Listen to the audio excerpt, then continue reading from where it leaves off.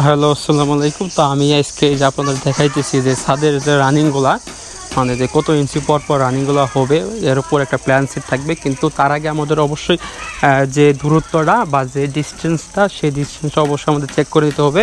এটার ডিস্টেন্স থাকবে হচ্ছে 2 ফিট করে, মানে হচ্ছে রানার, মানে এক কাঠ থেকে আরেক কাঠ বা এক ফ্রেম থেকে আরেক ফ্রেমের, যেটাকে আমরা রানার বলি ইঞ্জিনিয়ারিং ভাষায়, বা হচ্ছে ফ্রেম। তো এই ফ্রেমের ডিস্টেন্সটা থাকবে হচ্ছে 2 ফিট করে। তো কিছুদিন আগে আমি আপনাদেরকে দেখাইছিলাম যে একটি 3তলা বাসার একটি ড্রয়িং দিয়েছিলাম, সেই ড্রয়িংয়ের ভিডিও আমি দিয়েছি। সেই ড্রয়িং অনুযায়ী হচ্ছে আজকে একতলা ছাদের মোটামুটি শাটারিং করা হচ্ছে।